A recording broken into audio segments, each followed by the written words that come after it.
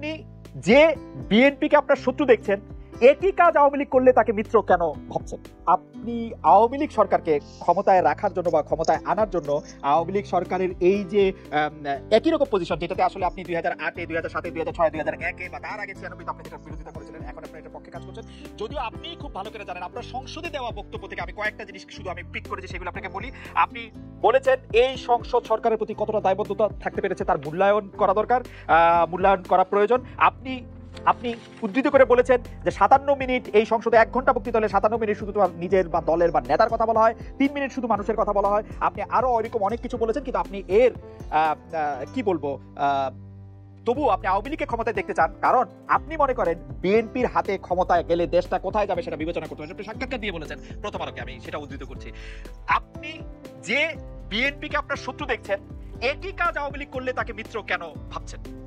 আমাদের প্রশ্নটা যদি আমি একটু সংক্ষিপ্ত করে নিয়ে আসি। জি, একই কাজ আওয়ামী লীগ করলে তাকে মিত্র ভাবছি ব্যাপারটা এরকম নয়।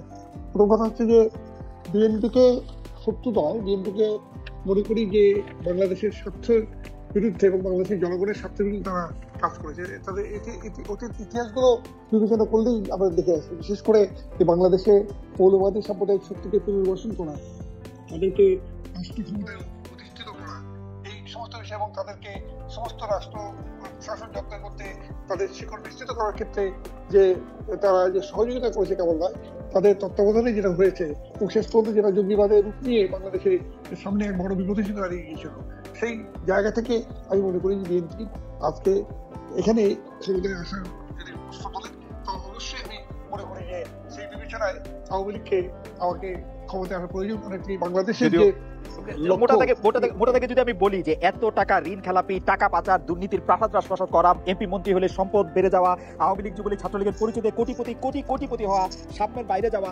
আপনার 50 বছর ওয়ার্কার্স পার্টির আরেকজন সদস্য যারা ফজলে হোসেন বাদশা যেখানে বলেছেন বক্তৃতা করেছিলাম একটি বৈষম্যহীন সমাজের জন্য, কিন্তু মুক্তিযুদ্ধের পক্ষে শক্তি ক্ষমতা থেকে দুর্নীতি, লুটপাট, টাকা পাচার, সমাজে বৈষম্য সৃষ্টি করে দৃষ্টান্ত স্থাপন করেছে। তারপরও আপনি বলবেন যে এই সরকারই আমরা কিন্তু সবটাই বলেছি, আমরা যেমন এটাও বলেছি, আমরা ওটাও বলছি। আমরা বৈষম্য বেড়েছে এটা যেমন বলছি, বৈষম্য আজকে এমন জায়গায় পৌঁছে গেছে যে বাংলাদেশ একটা বৃহৎ বৈষম্যের দেশ হিসেবে পরিচিত হতে চলেছে এবং একটা বড় ধরনের ঝুঁকির মুখে আছে এবং অর্থ পাচার থেকে শুরু করে সবটাই আছে। কিন্তু এটাই আপনার বিএনপি এর বাইরের কিছু, এটা তো মনে করার কোনো কারণ দেখি না। কারণ এই অর্থ পাচার বলেন, এই কি বলে ঋণ খেলাপির কথা বলেন, এই আপনার লোকের বাক স্বাধীনতা হরণ করার কথা বলেন, সব ক্ষেত্রে একই তো জায়গায় করেছেন। আমরা বিএনপি একই রকম কাজ করে আজকে 15 বছর বা 16 বছর ক্ষমতার বাইরে, আওয়ামী লীগ একই কাজ করে 15 বছরও ক্ষমতায় থাকবে, আগামীতেও নির্বাচন আসবে। আপনিই বলেছেন 2029 সাল পর্যন্ত নাকি আবারও খুব সহজে হয়ে যাবে। আওয়ামী লীগের কোনো শাস্তি হবে না একই রকম দুর্নীতি করার জন্য, একই রকম ক্ষমতা? যদি জনগণ সেই শাস্তি দিতে চান, অবশ্যই সেই শাস্তি জনগণ দেবেন।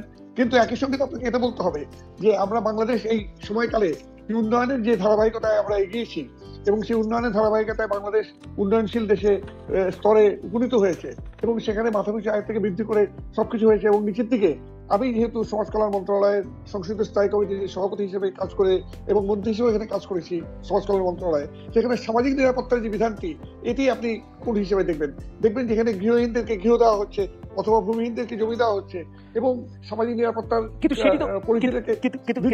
কিন্তু মেনন ভাই, এটি তো আপনারা বলছেন, জনগণও সেটি মানে কিনা সেটি মানার জন্য তো একটি প্রকৃত নির্বাচন হওয়া প্রয়োজন। আপনারা ক্ষমতা থেকে আমি তো সেটা মনে করি, আপনারা ক্ষমতা থেকে তো সেই নির্বাচন হবে না, আপনারা ক্ষমতা থেকে তো সেই নির্বাচন হবে না, হয় না। এটা তো আপনার পারসেপশন হচ্ছে, এটা 2014 সালে হয়নি বা 2018 সালে হয়নি বলে দাবি করছেন। 2014 সালের প্রেক্ষাপটটা সম্পূর্ণ ভিন্ন, 2018 সালের প্রেক্ষাপটটা সম্পূর্ণ ভিন্ন এবং এই দুই জায়গায় দুটো মিল এখানে আমরা খুঁজে পাবো না আর কি। তারপরেও বলবো যে আমরা অবশ্যই একটি অবাধ নিরপেক্ষ শান্তিপূর্ণ নির্বাচন চাই, এই কারণে যে জনগণ যাতে তার ভোটাধিকার প্রয়োগ করে তাদের প্রতিনিধি নির্বাচন করতে পারে এবং সেটা বর্তমান অবস্থায় এটা সম্ভব। এটা